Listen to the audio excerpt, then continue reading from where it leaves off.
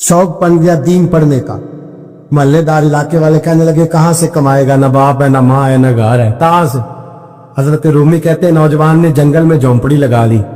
वहां वो सुबह मदरसे जाता, शाम को जंगल में रहता, वहां अल्लाह अल्लाह करता, सबक याद करता।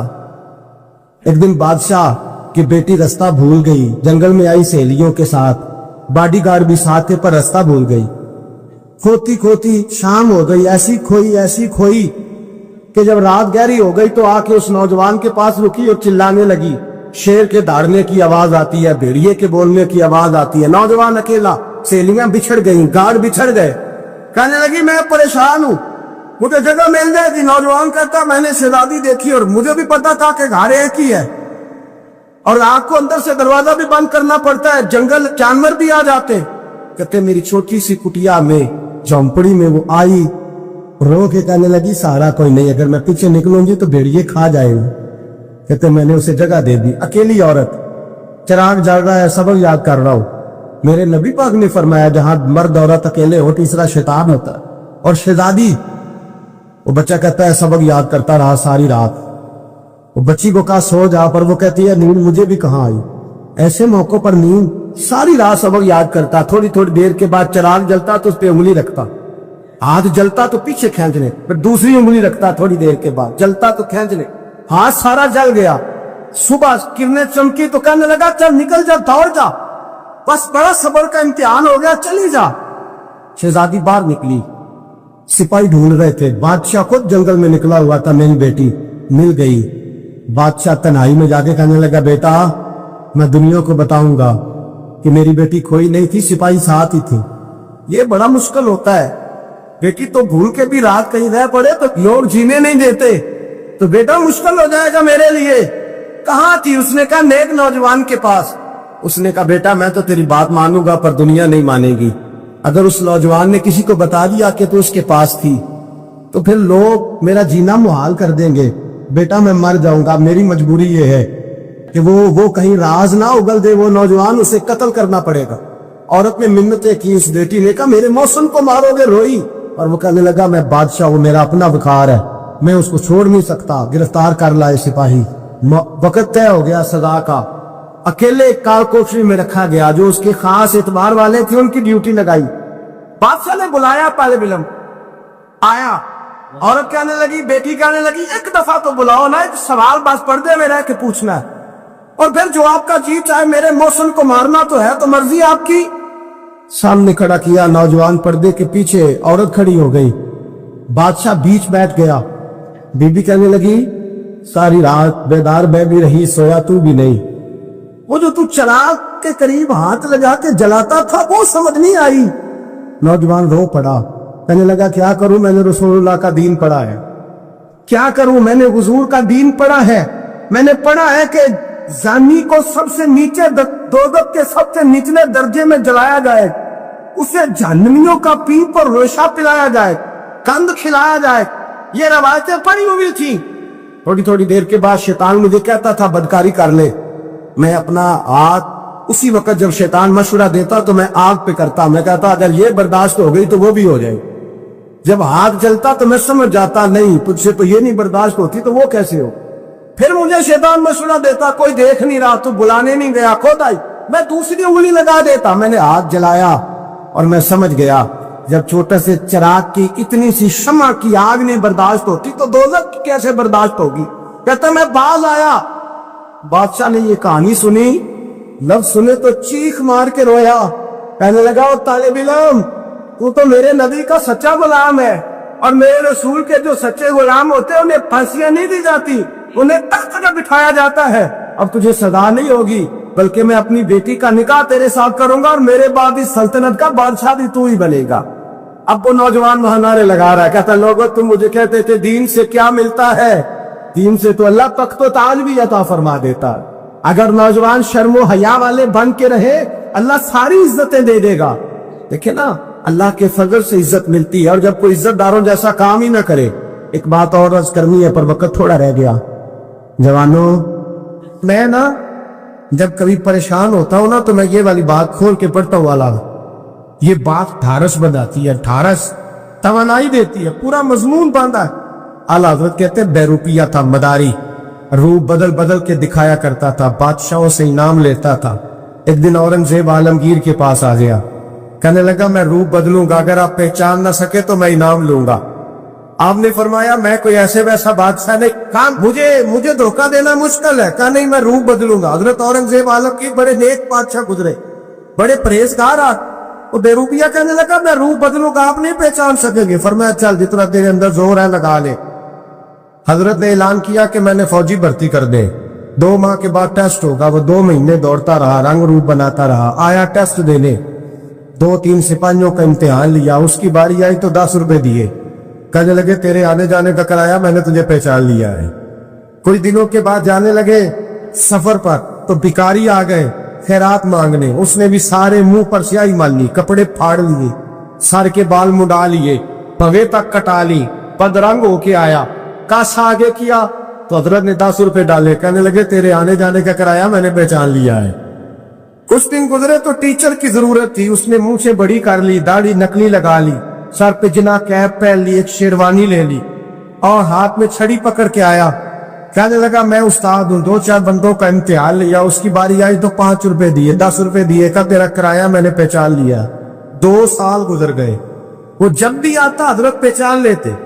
एक दिन सफर पे जा रहे थे, बहुत बड़ा लश्कर था, जिहाद करने जा रहे थे औरंगजेब आलमगीर, तो देखा एक पहाड़ी है, पहाड़ी पे लोग जा भी रहे हैं आ भी रहे। औरंगजेब आलमगीर पूछने लगे यहाँ क्या है, कहने लगे बाबा जी बैठे हैं दुआ करते हैं, अल्लाह के नेक बंदे हैं। औरंगजेब कहने लगे यार पुराने लोग सारे ही अल्लाह वालों को मानते, ये भी मुसीबत आई है जितनी नहीं आई है, सारे लोग ही मानते। कहने लगे जरा मैं दुआ ना करा लूं, बच्चे काम जा रहा हूं। औरंगजेब बादशाह थे, बादशाह लोग नाजुक मिजाज होते हैं, घोड़े से उतरे, बड़ी मुश्किल से पहाड़ी पे चढ़े, ऊपर गए तो लाइन लगी है, बाबा जी गार में बैठे, कहने लगे मैंने मिलना, मैं औरंगजेब हूँ। उन्होंने कहा हमारा बाबा उस तरह का पीर नहीं कि अमीर आए तो रंग और हो, गरीब आए तो और हो, यहाँ अगर मिलना है तो लाइन में लग जाओ, सब एक जैसे। अब लाइन में खड़े हो गए, 50 आदमी आगे थे, कहते 51वां नंबर था, थक गया धूप में खड़ा खड़ा। जब मैं पहुंचा गार के दाने तो मैंने बाबा जी के चेहरे पे नजर डाली तो बड़ा नूरानी चेहरा, बड़ी खूबसूरत लबो लहजा। मैंने कहा मेरे जैसा आदमी भी पगड़ी बांध ले तो अच्छा लगने लग जाता है, बड़ा खूबसूरत अंदाज। कहते हो मैं उनके पास अत्ताहियात की हालत में बैठ गया, मैंने कहा हुजूर मैं जा रहा हूँ जिहाद करने, दुआ करना। बुजुर्गों ने हाथ उठाए, अल्लाह इसकी मदद फरमा, दीन को गलबा अता फरमा, इससे दीन का सच्चा पक्का सिपाही बना। फिर थपकी दी, 2-4 नसीहतें निकाल डाली, देखना जुल्म न करना, ज्यादती न करना, जब तू जीत खर न करना, गुरूर न करना, नसीहतें भी कर दी। कहते अब जब मैं उठा तो 2-4 दिनार बतौरे नजराना मुसल्ले के नीचे रखे, और उल्टे कदम जब मैं गार से उतरा उन्होंने रुमाल झाड़ा और उठ के खड़े हो गए, कहने लगे आज नहीं तूने पहचाना, आज नहीं तूने पहचाना, मेरा इनाम बनता है, आज नहीं पहचाना, ला पैसे। औरंगजेब कहने लगा यार तूने हद कर दी, कहां चढ़ा कहां खड़ा रहा, धूप में थक गया, कमाल कर दी भाई तूने, बता तू क्या लेगा, अब तू देख जल्दी बता, कितने लोग पीछे धूप में खड़े हैं, लश्कर सारा खड़ा है, क्या लेगा। उसने कहा सबसे कीमती हीरे वो है जो तेरे सर के ताज में लगे हुए, मुझे तेरा ताज चाहिए।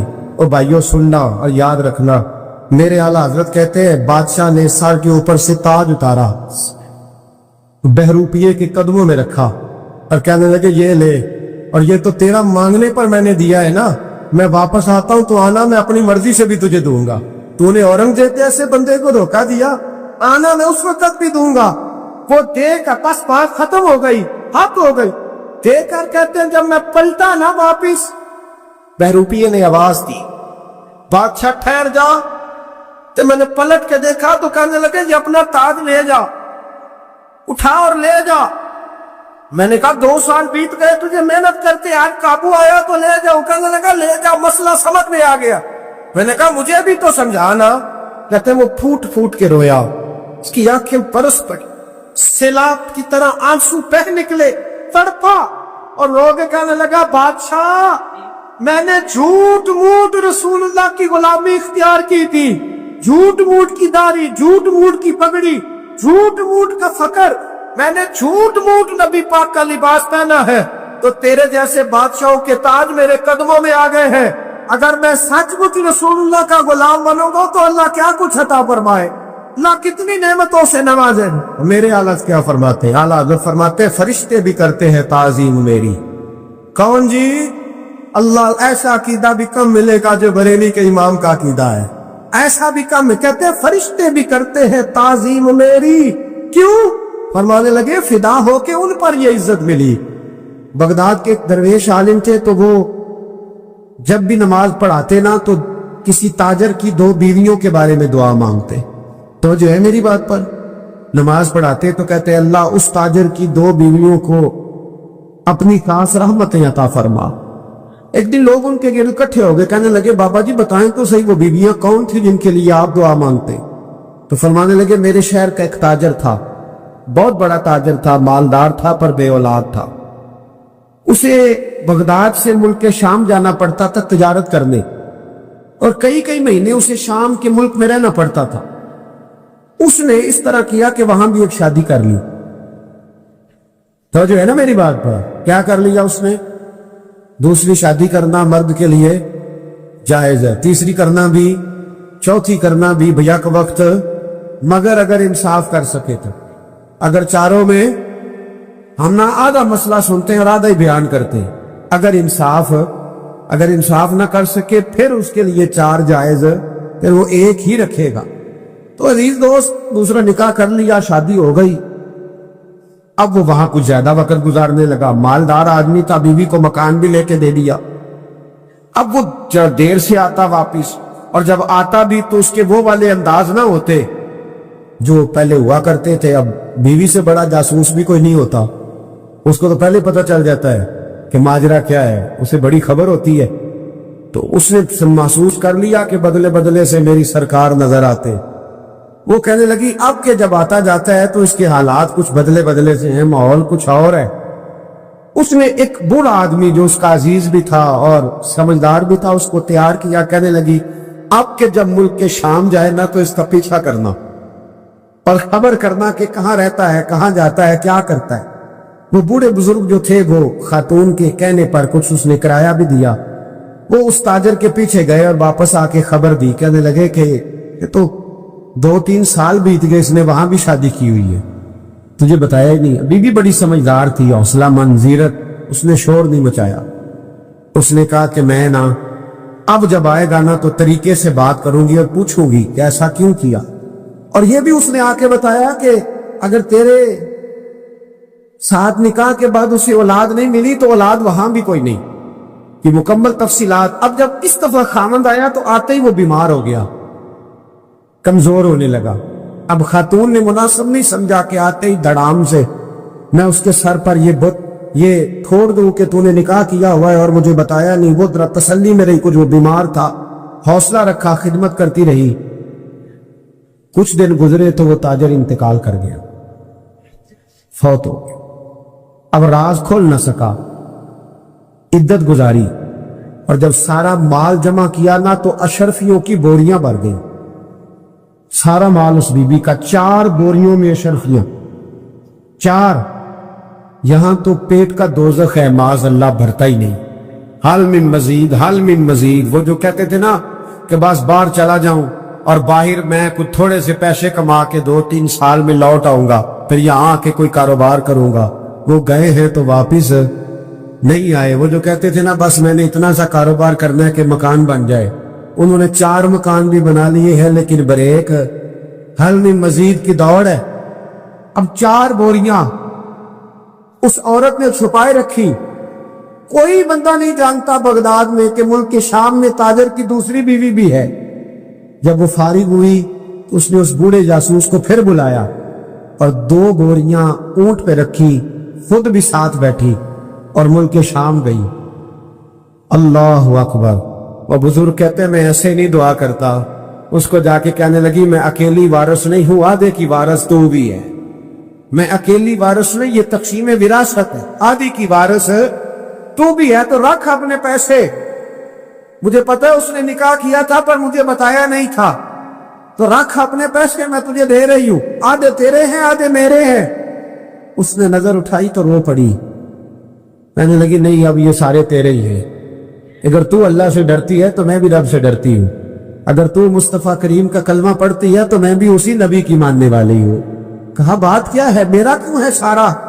تو وہ خاتون کہنے لگی وہ 2 سال 3 سال سے میرے ساتھ نکاح تھا اور اس نے بتایا تھا مجھے کہ میری بیوی بھی ہے، اور میں غریب تھی تو میرے والدین کو بھی بتایا تھا کہ میری دوسری شادی ہے، یہ مکان اس نے مجھے لے کے دیا تھا، میرے تمام اخراجات وہ پورے کرتا تھا، نان و نفقہ کا خیال رکھتا تھا، لیکن اب کہ جب وہ آیا تو وہ بیمار تھا۔ اس نے مجھے بتایا کہ مجھے طبیب نے بتایا ہے کہ میں شدید بیمار ہوں، شاید بچ نہ سکوں۔ تو کہنے لگی وہ مجھے کئی لاکھ روپے بھی دے گیا اور جاتے دفعہ مجھے طلاق بھی دے گیا، فارغ کر گیا۔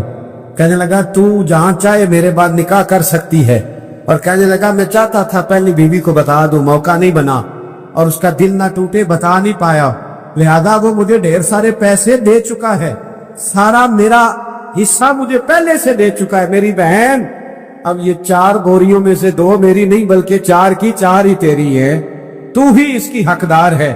تو بزرگ کہتے ہیں مجھے بتاؤ جن کے اندر اس قسم کے تقوی کی جھلک ہو ان کے لیے ہر نماز کے بعد دعا مانگنی چاہیے کہ نہیں مانگنی چاہیے؟